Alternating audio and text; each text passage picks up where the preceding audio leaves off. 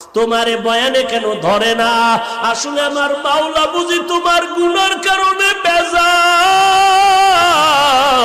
তোমার মা বাবার বরদোয়া বুঝি তোমার কপালে লেগে গেল। এই মোনাজাতে কত মানুষ কান্না করে, অথচ তোমার চোখে এক ফোঁটা পানিও আসে না। তুমি তাকাইয়া তাকাইয়া কান্নাওয়ালার দিকে তুমি দাঁড়াইয়া চাও আর মন্তব্য করো, অথচ মন্তব্য না, তোমার কান্না করা দরকার। আবু বকরের মতো জান্নাতের টিকিট পাইয়াও সাহাবী আল্লাহর নবী জিজ্ঞাসা করে কান্না করে, আবু বকর সারা রাত নামাজে দাঁড়ায় কাঁদে। ওমরের মতো বান্দা জান্নাতের টিকিট পাইয়াও কাঁদতেছেন, আল্লাহ অন্ধকার কবরে আমার কি উপায় হবে?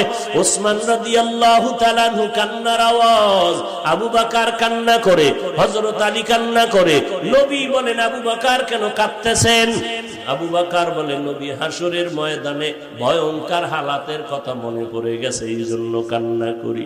কারণ আপনি নবী বয়ান করে বলেছেন, ওই হাসরের মাঠে সূর্যের গরম এত পরিমাণ তাপ দেওয়া হবে, জমিনটা পুড়িয়ে তামা হয়ে যাবে, মাথার মগজগুলো ভাতের মারের মতো ফুটতে থাকবে।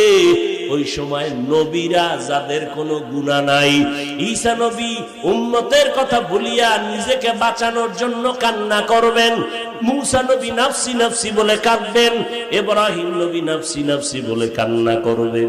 ওই সময় আমি আবু বকরের কি উপায় হবে, এই ভয়ে আমি চোখের পানি ছেড়ে কাঁদতেছি।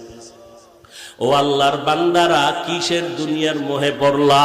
আজকে বয়ান শুনতেছো, কালকে এই সময় হতে পারে তুমি হসপিটালের রোগী হয়ে যাইতে পারো।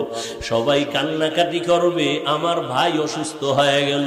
এমনও হইতে পারে হসপিটালে নেওয়ার আগে তুমি নাই, মা কান্না করবে, আমারে আর আম্মু বলিয়া কে ডাক দিবে? এই সন্তানটা যখন আম্মু বলে ডাক দিত, কলিজা ঠান্ডা হয়ে যাইত। ও সন্তান, দুনিয়াটা কিছুই না রে বাবা, অন্তরকে বুঝাইয়া তওবা করো। কয়েকদিন আর বাহাদুরি করবা, তুমি খালি হাতে চলে যাবা, বাড়ি ঘর কিছুই তোমার সাথে যাবে না। অন্ধকার কবর বড় ভয়ঙ্কর। এখনই তুমি তওবা করো, আল্লাহর কাছে মাফ চাও, মনে মনে আল্লাহকে বলো, ও মালিক, আমার মতো গুনাহগার এই দুনিয়াতে মনে হয় কেউ নাই। গুনার কারণে আমার হাত না পাক, আমার চোখ না পাক, আমার জিহ্বা না পাক, আমার অন্তর না পাক।